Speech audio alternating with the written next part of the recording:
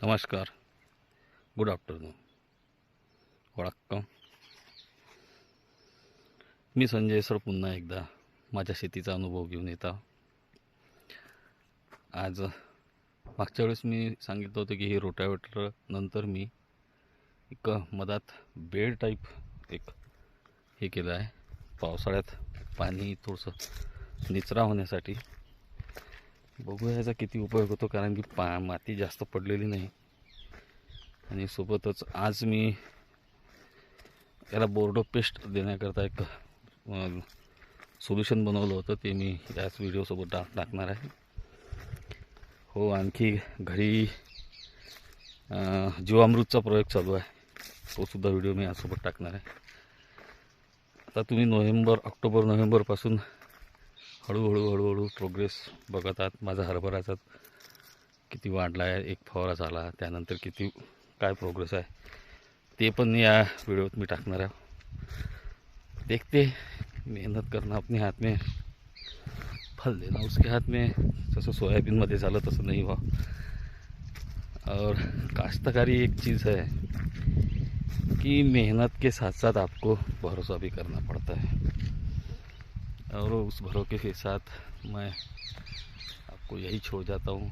मैं डिटेल में एक बार जीवामृत का और पोडो पेस्ट जो मैंने आज बनाई है उसका वीडियो मैं डाल रहा हूँ. देखना, कोशिश करना.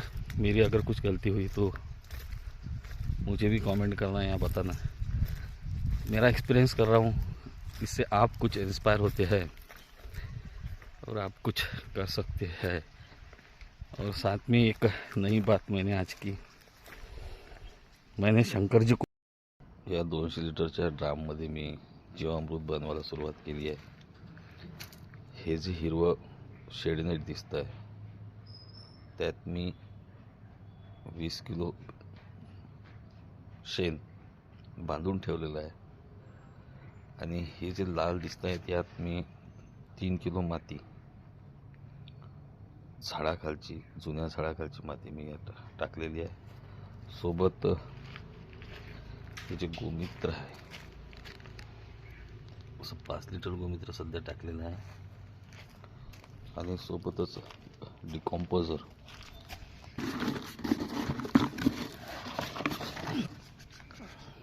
डिकॉम्पोजरची बॉटल यात पाण्यात मिसळून टाकलेली आहे. आणि हे मी 10 ते 15 दिवस ठेवणार आहोत. हे शेण यासाठी मी यात ठेवलेलं आहे कारण की जेव्हा त्याची स्लरी बनते, ड्रीपमध्ये सोडायला थोडा त्रास जातो. यात पाण्यात मुरल्यामुळे त्या शेणाचे सगळे जे तत्व आहे ते पाण्यात मिसळून जातील, तसेच मातीचे. आणि सोबतच याला मी दिवसातून 2-3दा ढवळायचं. बोर्डो पेस्ट अशा प्रकारे लावायला काही झाडं राहिलेली आहे.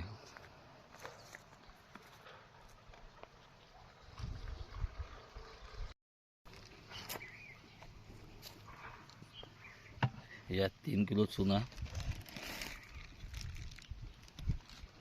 आणि आता हे मोरसूत म्हणजे कॉपर सल्फेट.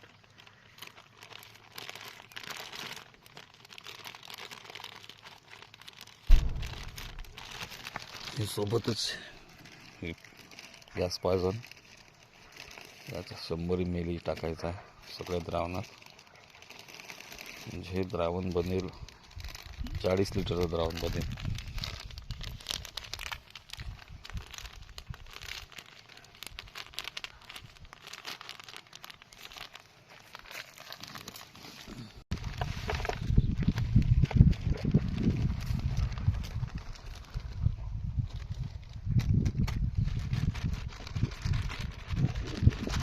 डिकामाली म्हणतात, याचं रासायनिक नाव माहीत नाही, आता डिकामाली असं म्हणतात.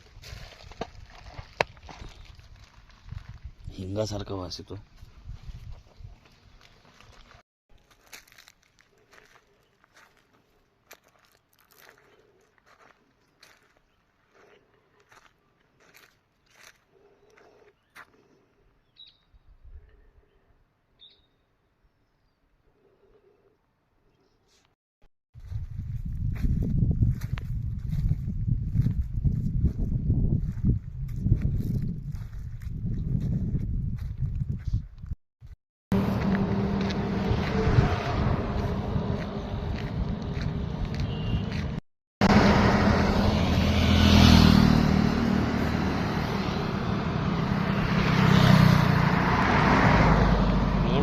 पडली, पण शंकरजी नाही पडले.